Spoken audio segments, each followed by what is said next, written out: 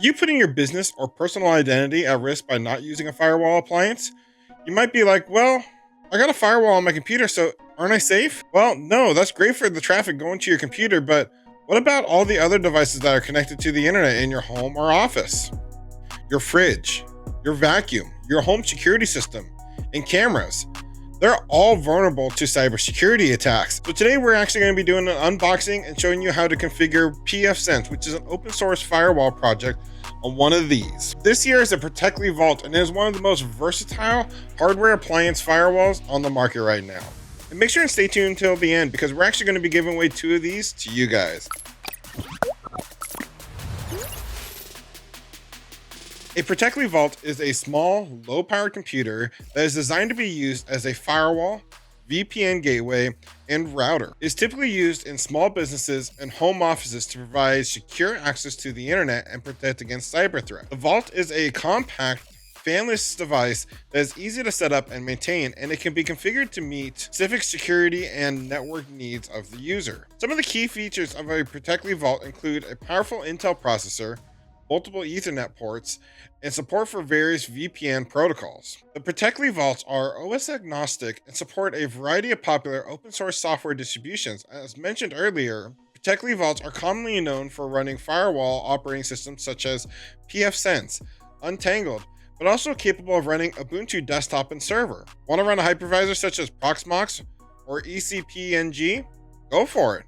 Not only is the Protectli line of hardware appliances compact, they are 100% silent, utilizing passive cooling, which makes this the perfect solution for anyone to build a super powerful firewall or set up a home lab environment but doesn't want all the added noise that comes with big switchgear and firewalls. And hey, really quick, if you're liking this video, make sure and give it a thumbs up, subscribe, and leave a comment. It truly does help the video and the channel out a ton. Now, some of you at this point might be thinking, why wouldn't I just go find a name brand appliance such as Cisco or Firewall?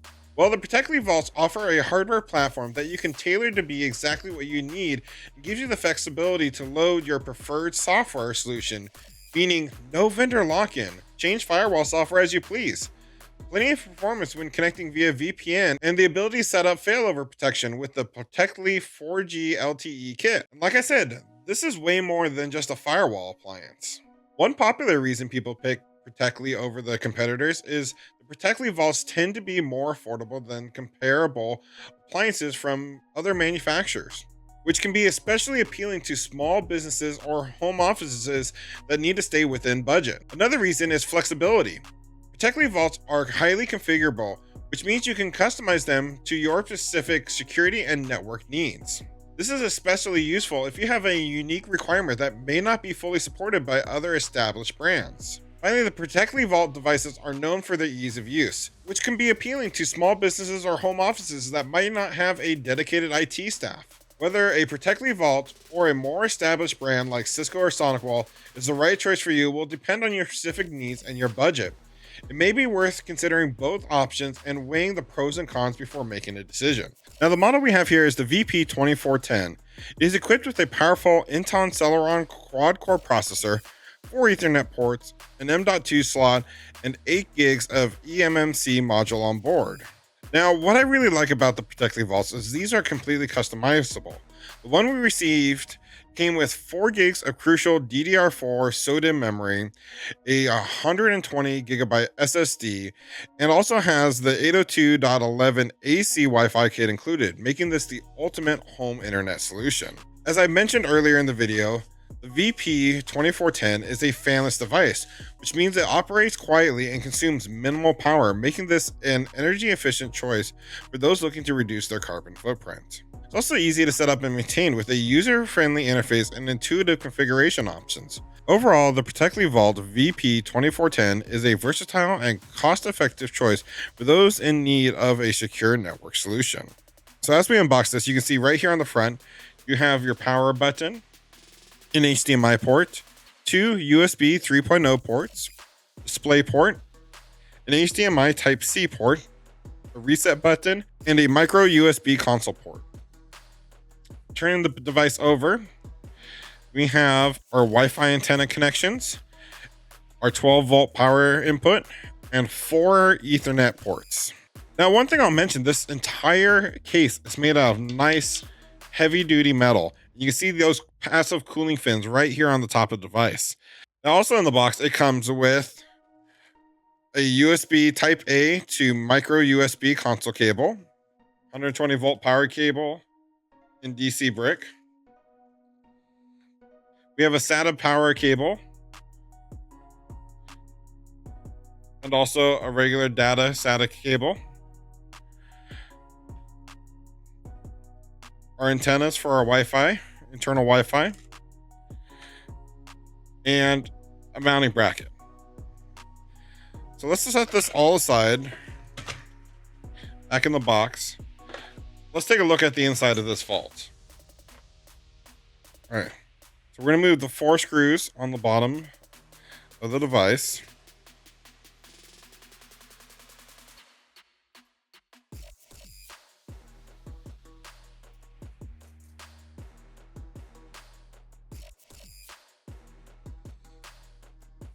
On the inside, you can see our 4 gig Crucial DDR4 memory and our M2 120 gig SSD. Now, one thing I think is quite neat is on the other side, you can drop in a 2.5 inch hard drive, plug it into you got your power here and your SATA connector. Now, underneath this M.2 drive, you have your Wi-Fi adapter right here. Here's your 2 antenna cables that come up to your antennas. Let's go ahead and put this back together and fire it on up. When ordering the Protectli Vault models, most have the option to choose between 2 different BIOS options: an AMI traditional BIOS or Core Boot. Core Boot is an open source firmware project that provides a faster, more secure booting process for your device. It is completely audible, meaning that you can verify its security before installing it. Core Boot has been tested and validated to work on various operating systems, including pfSense, OpenSense, FreeBSD, Untangled, Ubuntu, Windows, and ESXi. Additionally, once Core Boot has completely initialized, more than 99% of the code is removed from memory, further enhancing security. If you're interested in learning more about Core Boot, I will link to more information in the description. Now let's fire up this thing and get pfSense up and running. All right, to install pfSense, you're going to need a few things. 1, you're going to need a flash drive. 2, you're going to need to install a program called Etcher, which is a free open source software that you can download on the internet. And 3, you're going to need to download the ISO image off the pfSense website. So let's go ahead and walk through those steps now. So you're going to open up your browser of choice and go to pfSense.org/download. For your architecture, you're going to select AMD 64-bit. And I have found that the DVD image ISO installer tends to work best. So we're going to select that. And then you're going to select the mirror closest to you and click download. Now, I've actually already downloaded this file, so let's go ahead and jump forward to the next steps. So once you've installed Etcher, you'll be brought to a screen that looks like this. And what you'll do first is go ahead and select the file that you're going to flash to your flash drive. I have it saved right here in my download folder, so I'm going to select this ISO image. Then we're going to select our target. For me, I have a 126 gigabyte USB, but really you don't need something that large. It's just what I had laying around. So I'm going to select that and click flash. Then I'll go through the process of flashing the ISO image on the USB drive. Keep in mind, this will take a few minutes. So we're going to go ahead and jump ahead and plug that USB drive into our Firewall appliance and start installing pfSense. So it wasn't until I went to start editing this video, I realized that my microphone wasn't turned on for this section. So I'm going to try to do the best I can to describe what's going on. So as soon as the device boots, you're going to want to hit the delete key to be able to enter the boot setup. From there, you'll go down to one-time boot, select your USB flash drive. Once you select the USB flash drive, go ahead and press enter and just let it do its process. And then you'll come to this screen of their terms and conditions. So we're going to go ahead and just blindly accept these terms and conditions as you would anything. Then on this next screen, you're going to get a few options here. We're going to install pfSense, so we're going to select install. And then this is going to ask you for your key mapping. Since we're not really doing anything special, we're just going to stay with default.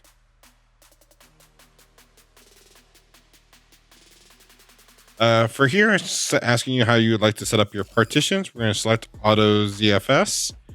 And for our configuration options, we're going to go ahead and click install. We only have one drive installed, so we're going to go ahead and select striping here. If you had multiple drives installed, you can set up a different RAID option. Now it's asking which drives you would like to use. And I select the Protectli 120 gig M.2 drive because that's that drive I have actually installed. I'm planning on installing the operating system on. Again, I apologize for the audio on this section. And me stumbling through trying to figure out how to actually select the drive with the keyboard mouse combo I have set up.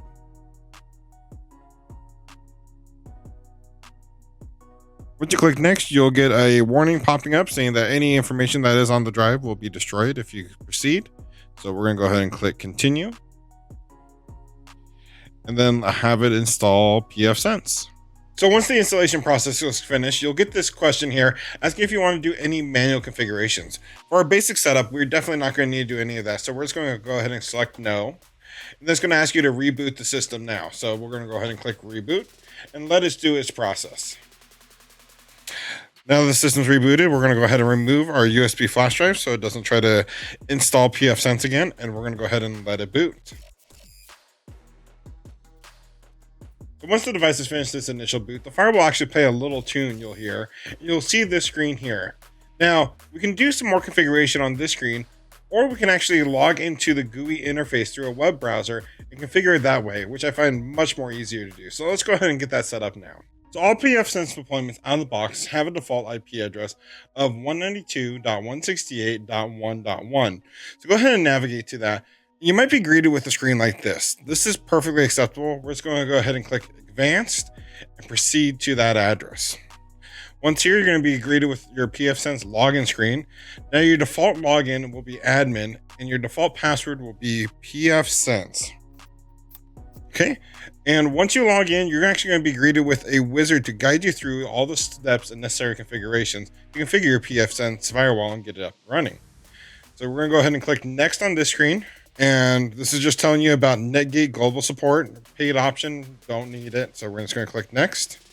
Here's where you're going to set up your host name, your domain, and your primary and secondary DNS server. I'm okay with the pfSense for the host name, and I really don't care about the domain name. So I'm just going to go ahead and set our primary DNS server to Cloudflare's 1.1.1, and backup will be Google's 8.8.8. And this box here, override DNS settings. So this will allow your upstream provider, your internet provider, to override your DNS settings. We don't want that. We want to use with what we set. So we're going to uncheck that box and click next. Here's where you're going to set your time server and your time zone. We're here in Pacific time.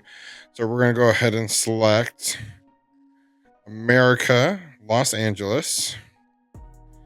If I can quit having a brain fart.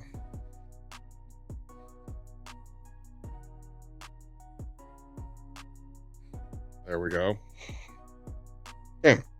Configure our WAN interface. So most internet service providers will supply you with an IP address via DHCP.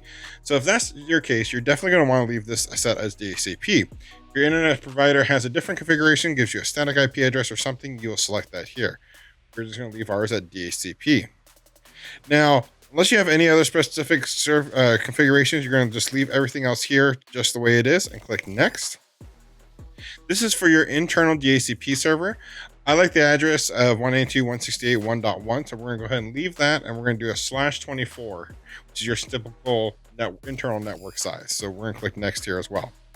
And final step, you'll reset your admin password to something memorable, but also something secure. This is the password you're going to use to log into your pfSense firewall. So password, and if you don't type it in correctly, you'll get that screen.